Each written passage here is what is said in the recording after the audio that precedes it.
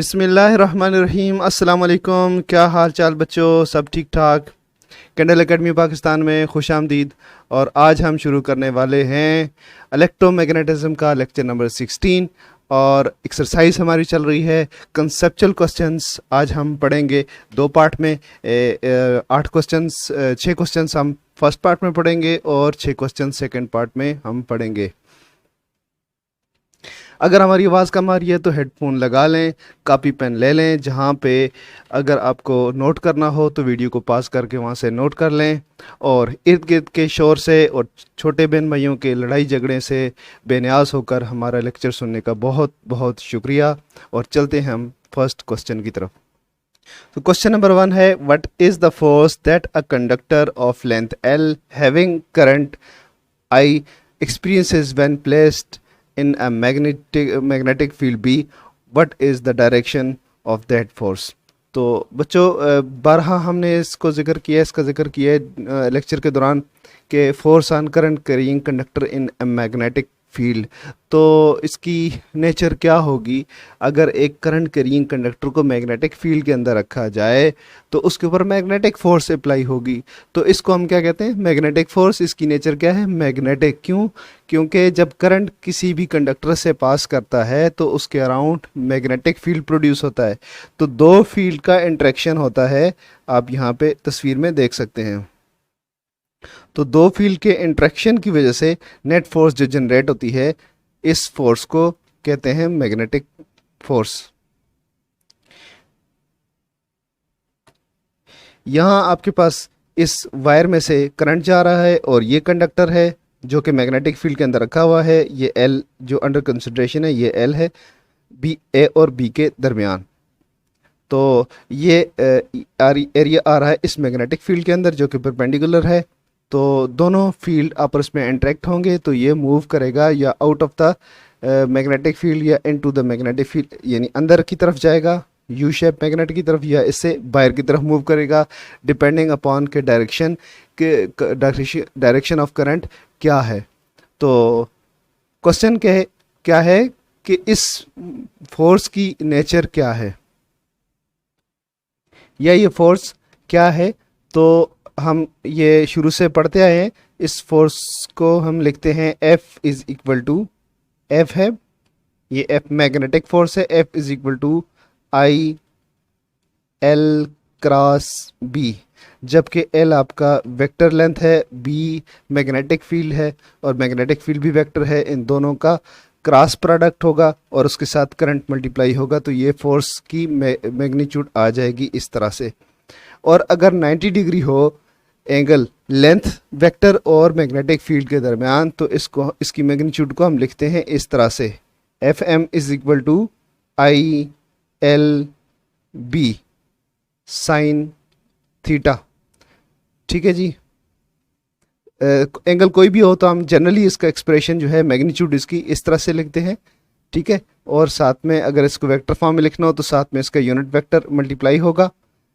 अगर इस तरह से हो, सिर्फ मैग्नीट्यूड हो तो इसको एरो डालने की ज़रूरत नहीं है, यूनिट वेक्टर लिखने की ज़रूरत नहीं है। तो आई एल बी होगा साइन थीटा। और हम इसको इस तरह से भी लिखते हैं बिल साइन थीटा, ताकि आपको याद रहे। बिल प्रोनाउंस करना आसान है इसलिए बिल साइन थीटा, वरना कंसेप्चुअली ये एंगल जो है जो हम कंसिडर कर रहे हैं इसमें से थीटा, वो लेंथ वेक्टर और मैग्नेटिक फील्ड के दरमियान है। तो ये मैग्नेटिक फोर्स की मैग्नीट्यूड होगी।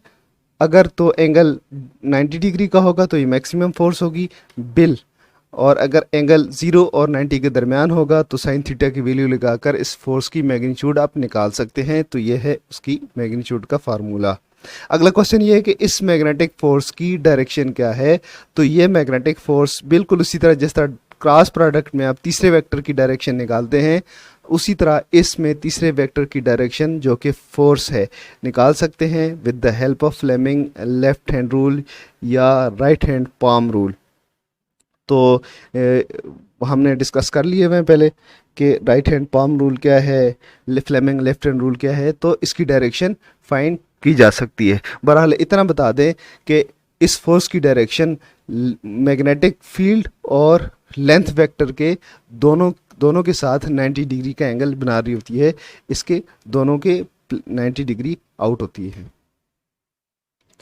अगला क्वेश्चन ये है, question number 2, what is the nature of the force between two current carrying wires, और आगे ये ब्रैकेट में लिखा हुआ है कि इन द सेम डायरेक्शन। ठीक है जी, कह रहा है कि दो कंडक्टर्स हैं और उन दोनों का क्या है जी, सेम डायरेक्शन में करंट फ्लो कर रहा है। अगर इस कंडक्टर से करंट I1 फ्लो कर रहा हो और इससे करंट I2 फ्लो कर रहा हो और दोनों सेम डायरेक्शन में है, तो इन दोनों के दरमियान फोर्स किस नेचर की होगी? अव्वल बात यह कि अट्रैक्टिव फोर्स होगी या रिपल्सिव फोर्स होगी। दोनों एक दूसरे को अट्रैक्ट कर रहे होंगे या रिपेल कर रहे होंगे, लेकिन अट्रैक्टिव और रिपल्सिव फोर्सेस इलेक्ट्रिक भी होती हैं, मैग्नेटिक भी होती हैं। तो ये कौन सी फोर्स होगी, इलेक्ट्रिक होगी या मैग्नेटिक? तो ये बात तो साफ जाहिर है कि इन दो कंडक्टर के दरमियान फोर्स मैग्नेटिक होगी, क्योंकि जब करंट किसी कंडक्टर से गुजरता है तो उसके अराउंड मैग्नेटिक फील्ड प्रोड्यूस होता है, और इन दोनों में से करंट प्रोड्यूस हो रहा है, दोनों में से करंट फ्लो कर रहा है, तो दोनों के अराउंड मैग्नेटिक फील्ड है। तो नेट फोर्स जो लगी दोनों के मैग्नेटिक फील्ड्स की इंट्रैक्शन की वजह से लगेगी। तो नेचर क्या है जी इस फोर्स की, वो है मैग्नेटिक, लेकिन इसकी मैग्नीट्यूड क्या होगी उसको हम ड्राइव कर लेंगे। फर्स्ट ऑफ ऑल देखते हैं कि ये फोर्स अट्रैक्टिव है कि रिपल्सिव है। उसके लिए हम ऐसा करते हैं कि यहाँ पे हम इन कंडक्टर को इस तरह से सपोज करते हैं कि ये दोनों स्क्रीन के अंदर की तरफ जा रहे हैं, ये इन टू द पेज है, इन टू द स्क्रीन है। अगर इन टू द पेज या इन टू द स्क्रीन हो तो इनके अराउंड आप मैग्नेटिक फील्ड फाइंड कर सकते हैं। मैग्नेटिक फील्ड की डायरेक्शन क्या होगी, ऐसे क्लॉकवाइज होगी। दूसरी की डायरेक्शन क्या होगी, उसकी भी क्लॉकवाइज होगी, क्योंकि दोनों की डायरेक्शन सेम है, एंड टू द पेज जा रहे हैं। राइट हैंड रूल का इस्तेमाल करें और अंगूठी की डायरेक्शन को करंट की डायरेक्शन में रखें, तो आपको पता चल जाएगा कि आपकी फिंगर्स जो है ना राइट साइड पे क्लॉकवाइज डायरेक्शन में कर्ल होंगी। तो ये मैग्नेटिक फील्ड की डायरेक्शन है। तो आप ये देखें कि यहाँ पे क्या है, यहाँ पे फील्ड है नीचे की तरफ। तो इसी पॉइंट पे इसके साथ हम देखते हैं कि यहाँ पे इसकी डायरेक्शन दूसरी वाली कंडक्टर की जो है उसकी डायरेक्शन क्या होगी, उसकी डायरेक्शन है यहाँ से अपवर्ड और इसकी डाउनवर्ड है।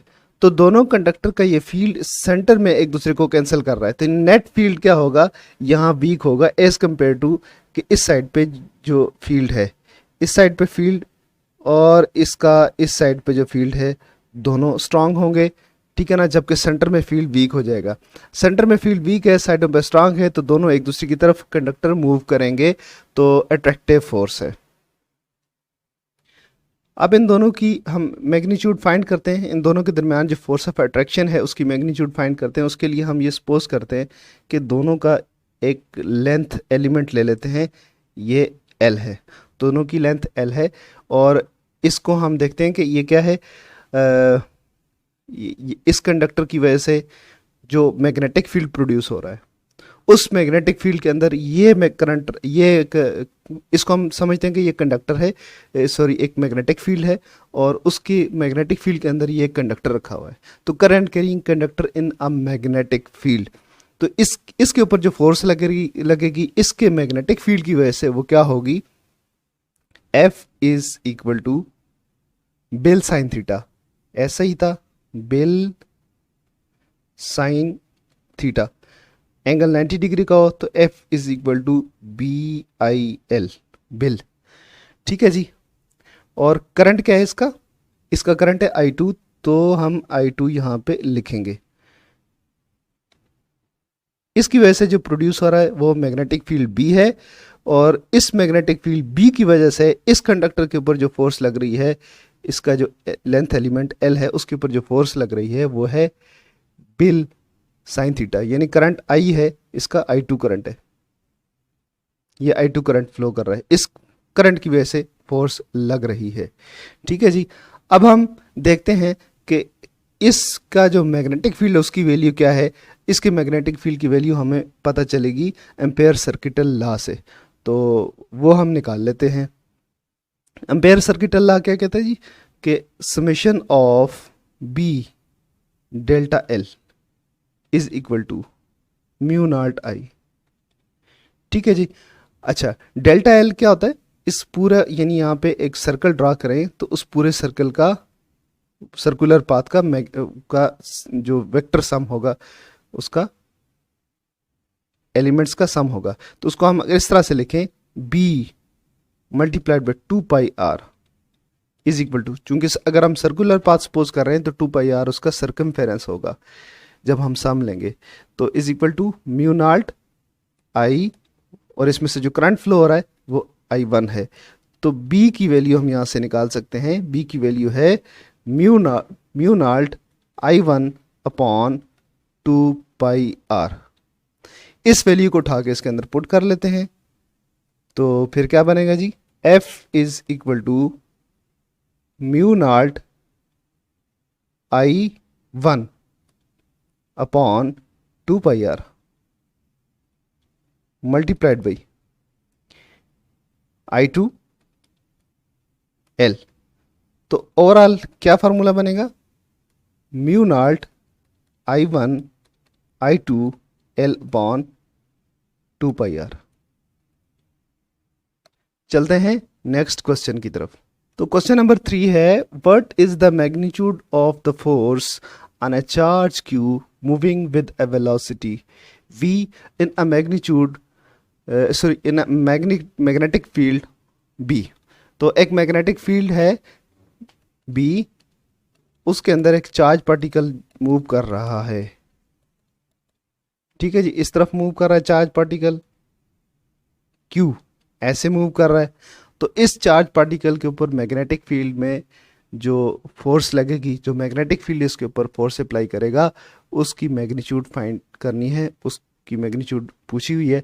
तो ये हमने काफ़ी डिस्कस किया हुआ है, आप सब लोगों को पता है, लेकिन ये हम यहाँ लिख देते हैं। F इज इक्वल टू, इसको कहते हैं मैग्नेटिक फोर्स। बेसिकली यही फोर्स होती है जो कंडक्टर के ऊपर भी लगती है, लेकिन इंडिविजुअल चार्ज पार्टिकल को भी मैग्नेटिक फील्ड के अंदर आप थ्रो करेंगे, बशर्ते कि वो मैग्नेटिक फील्ड के अंदर जाते हुए मूव कर रहा हो, तो उसके ऊपर भी ये फोर्स लगेगी और उसकी डायरेक्शन को चेंज करेगी। ये सिर्फ डायरेक्शन को चेंज करेगी, उसकी मैग्नीट्यूड के अंदर कोई फर्क नहीं पड़ने वाला। तो ये होती है क्यू वी क्रॉस बी। ठीक है जी, F M is equal to Q V B sine theta. Cross product है दो वेक्टर का, वेलोसिटी और मैग्नेटिक फील्ड। ठीक है जी, तो इसकी मैग्नीट्यूड के लिए हमें साइन थीटा लिखना होगा। तो आंसर क्या है कि अगर एक मैग्नेटिक फील्ड बी के अंदर एक चार्ज क्यू मूव कर रहा हो तो उसके ऊपर जो फोर्स लगेगी वो फोर्स होगी मैग्नेटिक फोर्स, और उसकी मैग्नीट्यूड क्या होगी, Q V B sine theta. चलते हैं जी नेक्स्ट क्वेश्चन की तरफ। नेक्स्ट क्वेश्चन है जी, in a uniform magnetic field B an electron beam enters with velocity v, write the expression for the force by the electron force experienced होगा, force experienced by the electron। तो ये उसी तरह का question है, वही इसका आंसर है जो पहले हम बोल चुके हैं। यानी दो तरह से आपसे पूछा हुआ है। इलेक्ट्रॉन का बीम जा रहा है तो भी इलेक्ट्रॉन यानी चार्जेस जा रहे हैं। इलेक्ट्रॉन अगर कोई इंडिविजुअल चार्ज जा रहा है तो तब भी उसके ऊपर वही फोर्स लगेगी। तो फोर्स वही है मैग्नेटिक फील्ड के अंदर। ये मैग्नेटिक फील्ड है, इस मैग्नेटिक फील्ड के अंदर अगर आपने एक इलेक्ट्रॉन बीम या इंडिविजुअल चार्ज, इक्विवेलेंट बात है, तो इलेक्ट्रॉन बीम यहाँ से अगर आपने एंटर करना है इस तरफ, और अगर ये 90 डिग्री का एंगल बना रहा होगा तो मैक्सिमम फोर्स लगेगी और उसकी वैल्यू होगी F M is equal to Q V B. और अगर इसका एंगल 0 होगा तो एफ एम 0 हो जाएगी। Theta is equal to 90 degree के लिए ये होगा। अगर हम F M is equal to 0, if theta is equal to 0, अगर ये इसकी डायरेक्शन में जा रहा होगा बीम मैग्नेटिक फील्ड की डायरेक्शन में तो कोई फोर्स नहीं लगेगी। और अगर कोई एंगल बना रहा है, if angle is equal to theta, तो फिर ये फोर्स होगी F M is equal to Q V B sine theta. Electron की बात हो रही है तो हम इलेक्ट्रॉन के लिए ये कह सकते हैं कि S equal to E V B sine theta. तो ये एक्सप्रेशन हम इस तरह से चेंज कर सकते हैं, अदरवाइज पिछले क्वेश्चन में और इसमें इतना कोई ख़ास फ़र्क नहीं है। तो चलते हैं नेक्स्ट क्वेश्चन की तरफ। अगला क्वेश्चन है what will be the path of charge particle moving in a uniform magnetic field at any arbitrary angle with the field. तो अगर फील्ड के साथ कोई भी एंगल बना रहा है, एक चार्ज पार्टिकल मैग्नेटिक फील्ड के अंदर दाखिल हो जाता है मूव करते हुए, तो उसके ऊपर जो फोर्स लगेगी फिर उसकी फोर्स की वजह से उसका अपना एक पाथ होगा जो एक ट्रेजेक्ट्री बनेगा। तो उस वो ट्रेजेक्ट्री क्या हो सकता है? तो डिफरेंट सिचुएशंस हैं। अगर एंगल ज़ीरो है मैग्नेटिक फील्ड के साथ, जिस तरह अगर हम ऐसे ड्रा करने की कोशिश करें, अगर फिर बिलफर्ज मैग्नेटिक फील्ड की डायरेक्शन यूँ हो और आपका चार्ज पार्टिकल भी ऐसे ही मूव करे तो क्या होगा? तो इसका स्ट्रेट पाथ होगा, इसका मूवमेंट का पाथ, मोशन का पाथ स्ट्रेट होगा और कोई भी डिफ्लेक्शन नहीं होगी। तो चार्ज पार्टिकल का एंगल क्या है मैग्नेटिक फील्ड के साथ, उसके हिसाब से आपको ट्रेजेक्ट्री का आइडिया होना चाहिए कि ट्रेजेक्ट्री क्या बनेगी, उस फोर्स की ट्रेजेक्ट्री क्या बनेगी। तो अगर तो पैरेलल है, एंगल ज़ीरो है, तो स्ट्रेट लाइन पे मूव करेगा और ये theta is equal to 0 degree या 180 डिग्री हो सकता है, तो स्ट्रेट पाथ है। ठीक है जी। और अगर थीटा आपका होता है 90 डिग्री, यानी अगर चार्ज पार्टिकल यहाँ से एंटर होता है, एग्जैक्टली 90 डिग्री का एंगल बन रहा है मैग्नेटिक फील्ड और उसकी वेलोसिटी के दरमियान, तो फिर जो पाथ होगा वो सर्कुलर होगा। अब चार्ज पार्टिकल इस मैग्नेटिक फील्ड मैग्नेटिक फील्ड के अंदर एक सर्कुलर पाथ बना लेगा, चार्ज पार्टिकल उस सर्कुलर पाथ के ऊपर घूमना शुरू कर देगा। अच्छा, अगर तो एंगल 0 भी नहीं है, 90 भी नहीं है और 180 भी नहीं है, यानी theta is not equal to 0 degree, theta is not equal to 90 degree, theta is not equal to 180 degree. इस सूरत में यानी एंगल क्या हो सकता है? Equal to theta. एंगल कोई भी हो सकता है, 0, 90 और 180 के दरमियान कोई भी एंगल हो, तो फिर चार्ज पार्टिकल का जो पाथ है, उसकी ट्रेजेक्ट्री है क्या बनेगी? वो हेलिकल शेप होगी, यानी ऐसे स्प्रिंग की फॉर्म में मूव करता जाएगा चार्ज, ऐसे मैग्नेटिक फील्ड के अंदर इस तरह से मूव करता हुआ मैग्नेटिक फील्ड से आउट हो जाएगा। तो इसके बाद है लास्ट क्वेश्चन आज के लेक्चर का, उसकी तरफ मूव करते हैं। क्वेश्चन नंबर 6 है an electron does not suffer any deflection while passing through a region. यानी कोई भी एक ऐसा एरिया है स्पेस का कि जिसमें से इलेक्ट्रॉन सीधा सीधा पास कर रहा है, उसके ऊपर कोई भी नेट फोर्स नहीं लग रही, तो क्या है जी? Question should be under what conditions electron does not suffer and any deflection while passing through the region। यानी क्वेश्चन ये पैदा होता है कि वो क्या कंडीशंस हो सकती हैं कि अगर किसी रीजन में से इलेक्ट्रॉन पास कर रहा है तो उसके ऊपर कोई फोर्स ना लगे। इसके लिए फर्ज करते हैं कि ये वो रीजन है जिससे इलेक्ट्रॉन पास कर रहा है। तो इलेक्ट्रॉन अगर पास कर रहे हैं तो उसका मतलब है इलेक्ट्रॉन की वेलोसिटी है, ये अंडरस्टूड है। इलेक्ट्रॉन की वेलोसिटी है तो इस रीजन को क्रॉस कर रहा है, वरना तो रेस्ट पे होता तो ये सवाल ही पैदा ना होता। तो अब इस रीजन के अंदर सबसे पहली कंडीशन है कि इलेक्ट्रॉन के ऊपर कोई भी डिफ्लेक्शन फोर्स नहीं लगती और स्ट्रेट पाथ पे ऐसे निकल जाता है। तो सबसे पहली कंडीशन ये है कि आपका यहाँ पे इलेक्ट्रिक फील्ड इंटेंसिटी भी 0 है और मैग्नेटिक फील्ड भी 0 है, यानी यहाँ पे कोई भी इलेक्ट्रिक फील्ड अप्लाई नहीं हुआ, कोई भी मैग्नेटिक फील्ड अप्लाई नहीं हुआ, तो ये सीधा निकल जाएगा, डिफ्लेक्ट नहीं करेगा। अगर इन दोनों में से एक फील्ड की भी वैल्यू है, एक फील्ड भी अप्लाई किया हुआ है, तो चार्ज पार्टिकल या इलेक्ट्रॉन यहाँ से मूव करते हुए डिफ्लेक्ट हो जाएगा, अपना रास्ता तब्दील कर देगा। और ये एक कंडीशन है कि अगर आपके पास यानी इलेक्ट्रिक फील्ड इलेक्ट्रिक फील्ड भी ज़ीरो है, मैग्नेटिक फील्ड भी ज़ीरो है। दूसरी कंडीशन कि इलेक्ट्रॉन यहाँ से बग़ैर खूबी बग़ैर अपनी डायरेक्शन चेंज किए हुए गुजर जाए, वो ये है कि इलेक्ट्रिक फील्ड भी हो और मैग्नेटिक फील्ड भी हो, दोनों एक दूसरे के परपेंडिकुलर अप्लाई किए हों। यानी ये पॉजिटिव चार्ज और ये नेगेटिव चार्ज, यानी आपने इलेक्ट्रिक फील्ड अप्लाई कर दिया जिसकी डायरेक्शन डाउनवर्ड है। ये दूसरी कंडीशन हम बता रहे हैं कि चार्ज पार्टिकल विदाउट डिफ्लेक्शन कैसे गुजर सकता है किसी भी रीजन से। और इसके ऊपर आपने मैग्नेटिक फील्ड इस तरह से अप्लाई कर दिया, यानी इसका कलर चेंज कर देते हैं। मैग्नेटिक फील्ड आपने इस तरह से अप्लाई कर दिया कि ये इनटू द पेज है, यानी दोनों electric field and magnetic field आपस में 90 डिग्री पे हैं। क्या है जी? दोनों 90 डिग्री पे। उस वक्त यहाँ से चार्ज पार्टिकल जो कि इलेक्ट्रॉन है यहाँ से सीधा गुजर जाएगा, लेकिन उसकी स्पीड ख़ास स्पीड होगी। उसकी स्पीड कितनी होनी चाहिए? वेलोसिटी अगर उसकी हो E/b, इस रेशो के बराबर अगर किसी इलेक्ट्रॉन की वेलोसिटी है तो वो सीधा निकल जाएगा, वो डिफ्लेक्ट नहीं करेगा।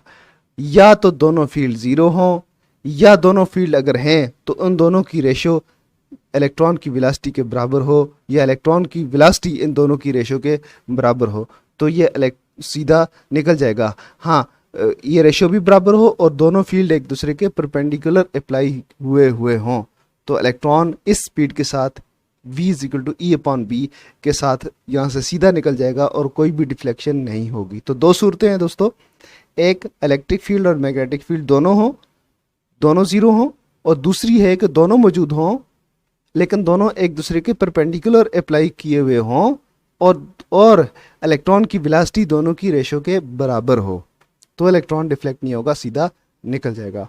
इसके साथ ही हमारा आज का लेक्चर ख़त्म हुआ। नेक्स्ट लेक्चर में अगला पार्ट और अगले 6 क्वेश्चन हम सॉल्व करेंगे। इजाज़त दीजिए, अल्लाह हाफिज़।